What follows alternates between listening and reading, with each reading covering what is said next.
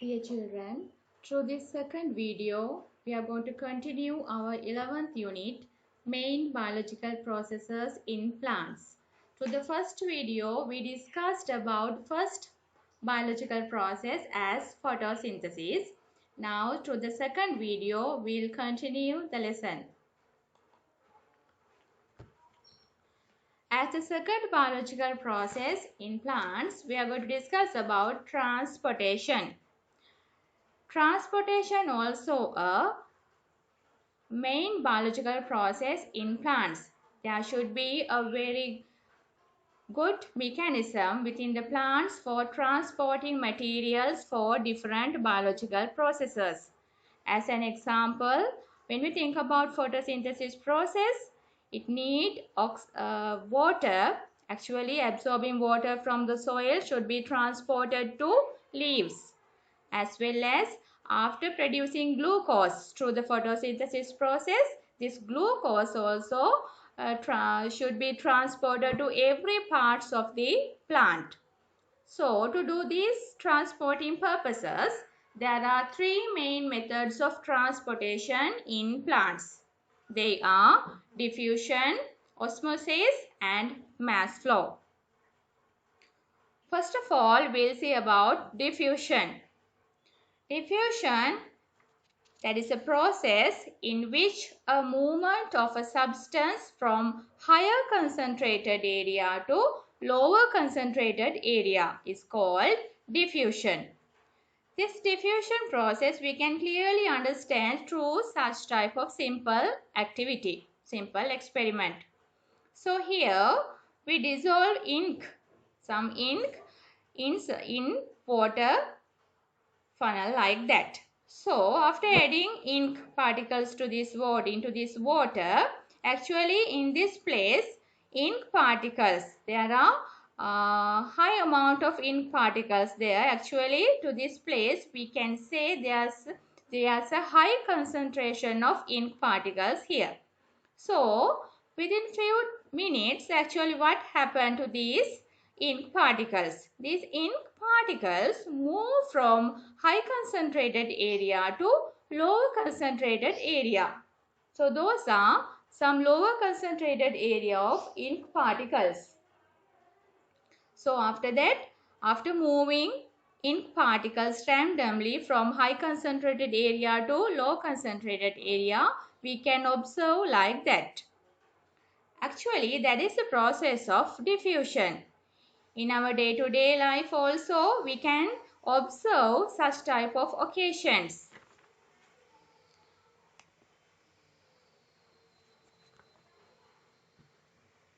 What are such type of occasions? Spreading the smell of joss stick as well as the smell of perfumes. So we can feel those things through this diffusion process.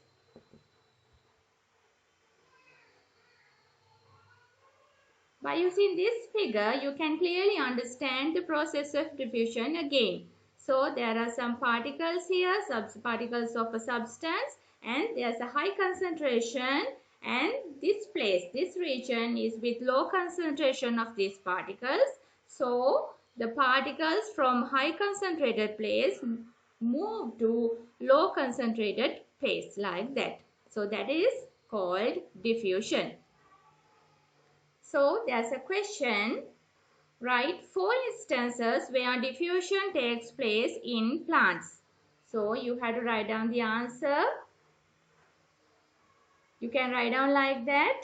Actually, diffusing of carbon dioxide from atmosphere to the plant leaves through stomata for photosynthesis process, as well as you can write diffusing of oxygen through stomata to the leaves for respiration, and oxygen as a product of photosynthesis diffusing out of the stomata to the atmosphere. So such actions, such functions you can write down here. Then we are going to observe osmosis. Osmosis is also a main transportation method, takes place inside plants. Osmosis is a process this also similar to diffusion, but there is a special feature. Here, the substances move through a semi-permeable membrane. Actually, I am going to explain you what is that semi-permeable membrane, and this one also a example for occasion that osmosis process takes place in plants. So here there's a plant dipped inside in a colored water. So with some time actually we can clearly observe this colored water rises up through this plant. So if we can use a balsam plant, actually it is more suitable than this one. So clearly we can identify colored water rises through these plants. So actually we know water is absorbed through these root hairs. Actually that is a cell of root hairs. So that is soil particles. There is water among these soil particles. So water is absorbed by these root hairs through these. There's a cell membrane. Actually this cell membrane is there inner to the cell wall in this cell of the root hair. So this cell membrane is acting as a semi-permeable membrane.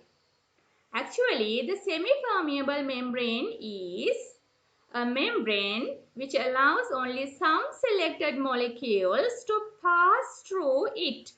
Actually, in this occasion, water molecules can pass through the semi-permeable membrane. It means cell membrane is acting as a semi-permeable membrane here. So, any kind of all the types of substances, particles can't go through the semi-permeable membrane. Actually, semi-permeable membranes, as examples, we can say cell membrane, egg membrane, cellophane, like that. So, through osmosis process, water molecules, water particles move from high concentrated area to low concentrated area through semi-permeable membrane. By using this figure, you can clearly understand about this osmosis process. There's a beaker and there's a semi-permeable membrane here. This yellow color membrane denotes a semi-permeable membrane, and there are two types of solutions here. And now just imagine these pink color particles are sugar particles. So here there are some sugar particles here, and there's high amount of sugar particles here. And now think about water concentration about these two regions. In this region, water concentration is high. In this region, water concentration is low. In this region, water concentration is high because high amount of water particles is there. So, through osmosis process, water particles move from high water concentrated region to low concentrated region. So, water particles move from this region to this region through the semi-permeable membrane. As a result, we can observe such type of thing. So, after moving water particles randomly through the semi-permeable membrane from this region to this region, so such type of result can be seen. So, osmosis process we can explain like that. Diffusion of water molecules through a semi-permeable membrane from an area of higher water concentration to an area of lower water concentration is known as osmosis. Then the last transportation method is mass flow. Food produced in leaves is also transported to other parts of the plant through the phloem tissue. This process is known as mass flow. Especially this mass flow process takes place to transport food produced in leaves to the other parts. So this figure clearly shows food produced in leaves transport through this pink color tube, that is phloem tissue. So the food transporting through this tube to roots. Actually, there is storage root system. Then that is the third biological process in plant we are going to discuss in this unit, that is transpiration. The process of evaporation of water through the aerial parts of a plant is termed as transpiration. Transpiration happens mainly through the stomata in leaves.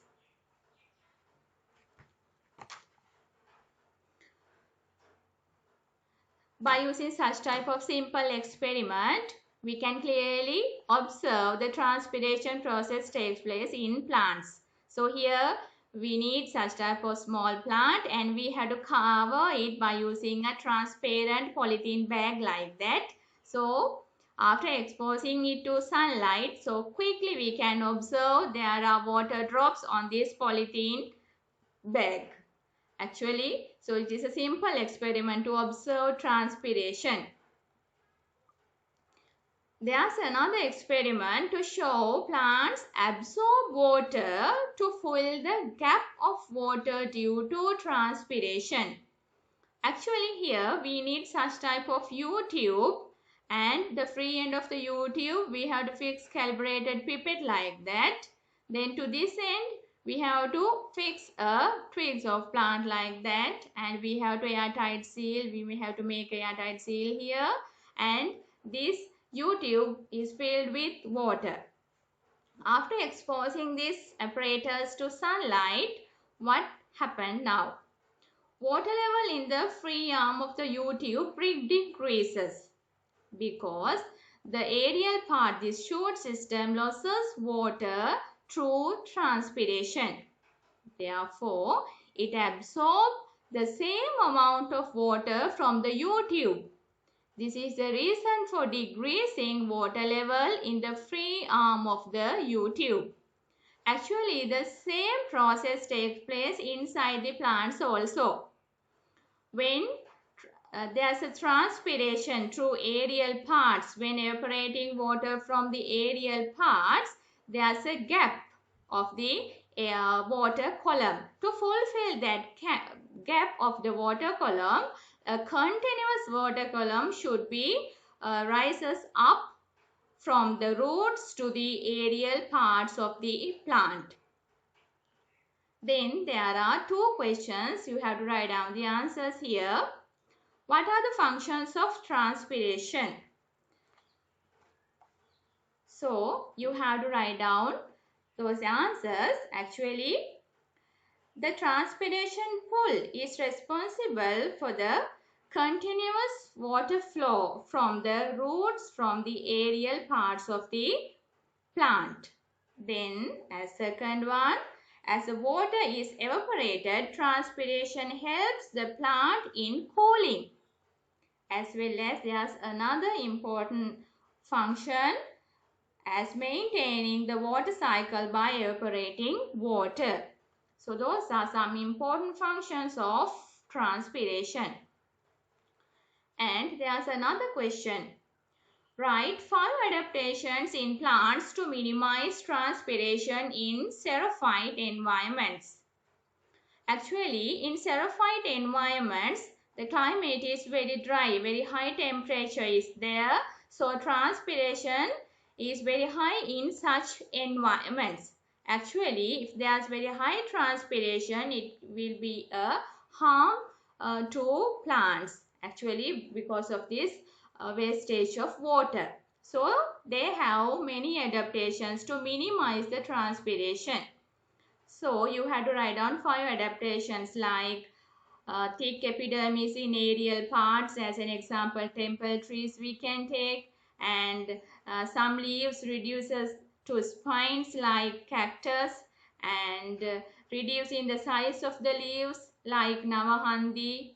Then hairs on the epidermis like sunflower, pumpkin like that. So you can refer your textbook also, then write down the answer for this question. Then the last biological process is guttation. This is a process of being exerted in the liquid form through hydrothords of the leaves is known as guttation. Actually, this is also a water releasing process in plants. So, this water release through hydrothords. That is a special type of pore in these leaves. Special types of pores in leaves. So, this guttation process takes place in the night time only. When the humidity is high at night, the margins and the tips of leaves in some plants such as Anthurium emits water drops in liquid form. So through this image, so you can observe such things in our day-to-day life also. In the morning, you can identify, you can observe such type of water drops at the tip of the leaves as well as in the margin also. So, the last question is, write 5 differences between transpiration and guttation. So, the transpiration and guttation both are water releasing processes through plants, but there are some differences. So, you have to list out what are these differences. Okay, after listening this video lesson, so you have to complete this note also. Write down this note in your science notebook and write down the answers for the given questions, as well as you have to write down the answers for the exercises in your textbook also. Page number 59, 60 and 61. There are 6 questions in your textbook. So write down the answers for these questions also. If you have any problems with this lesson, so send me your problems through your WhatsApp group. Thank you.